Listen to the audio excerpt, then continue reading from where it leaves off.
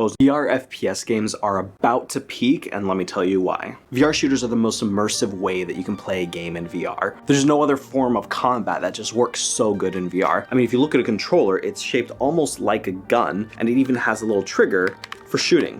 So you compare that to like swinging a sword in VR. When you swing a sword in real life, you're gonna hit something in VR, it's just gonna go right through it, so it just doesn't work as good. Arguably, bows and arrows work pretty good in VR as well. Some magic systems have gotten pretty good, but by far the best and most immersive game type for combat is a shooter. The only problem is all the shooters that we have right now are really old. They're like 5 or 6 years old. I mean, if you look at Pavlov, the king of all VR shooters, not only is it extremely old, but it's split between 2 different platforms. It's not even crossplay between the Quest version and the PC version. And then Onward, had their whole debacle where they ruined the graphics and everyone got upset. Those are all great games and I love playing them, but they're old and it's time for something fresh. PopulationOne is the only one that's not extremely old. It's barely gonna hit 2 years old in a couple months. And then there's some smaller VR shooters that just haven't gotten a big player base. And that's really important for any multiplayer VR game. If there's no player base, the game doesn't exist. So for a VR shooter to succeed, they need a player base, and that's why Pavlov and Onward and now Contractors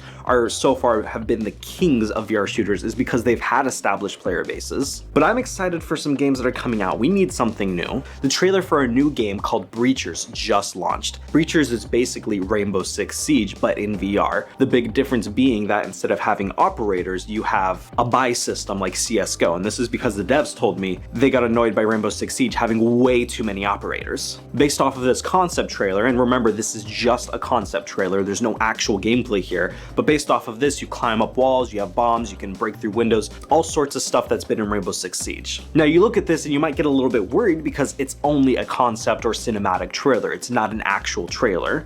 But this is the same developers that have developed Hyperdash, another popular shooter. I personally never got myself into Hyperdash that much. It's a very fun game, but I just didn't like the aesthetic. But this new game, Breachers, hits everything for me. The gameplay looks amazing, the aesthetic is awesome, and the devs should be able to deliver just based off of their track record. Outside of that, Veil is in beta right now, and Veil is the absolute most competitive VR shooter on the market. Full disclosure, I work for XLab, the company developing Veil, but the only reason I work for them is because I am genuinely super excited for this game. What sets Veil apart from the other shooters is that it focuses on competitive integrity. Right now they're holding a massive tournament that's going to have a LAN finals in Miami, similar to the Onward finals that they had in 2019 at Oculus Connect or whatever. They're the only VR shooter that's working directly with the community and directly with the leagues to make a game that competitive players want to compete in and that they can trust is extremely fair and competitive and predictable. I personally have a ton of fun playing it, and it's only in beta right now. It's only going to get better from here. And even if you're not a competitive player, I can tell you that as a casual player, there's some really cool stuff coming down the pipeline. Outside of all that, PopulationOne has some big stuff coming. For a while, PopulationOne was like the main shooter that I played. In fact, people on my channel used to think that I was a PopulationOne channel exclusively.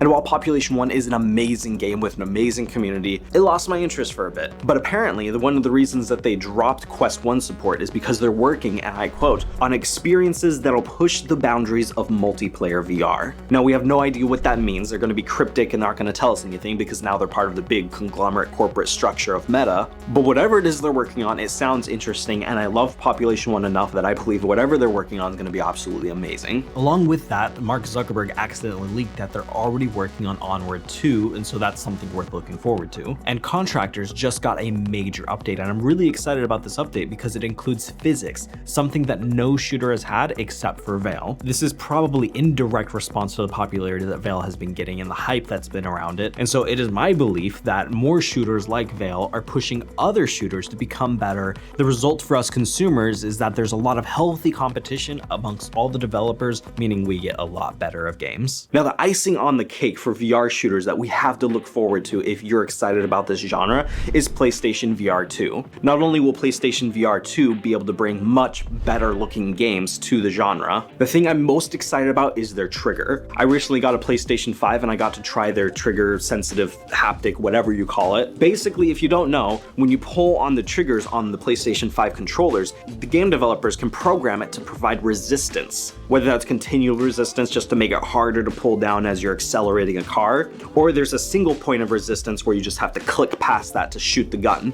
By far, these adaptive triggers are the most immersive thing I have ever used when it comes to immersive haptics. And the fact that it's not in VR yet is a crime. But don't worry, supposedly those are coming to PlayStation VR 2 along with all the other features like eye tracking and face haptics and all of that. So VR already works the best in VR because of the way the controllers work and with the triggers. Now it's gonna work even better than any other genre thanks to these adaptive triggers that are gonna make it feel just like shooting a real gun. So between all of that, VR has an extremely bright future when it comes to shooters, and I'm extremely excited to see what happens. Let me know down in the comments what games and what experiences you're most excited for in the shooter genre or any genre in VR. And I want to thank my YouTube and Patreon members. I couldn't do this without you. As for the rest of you, go away.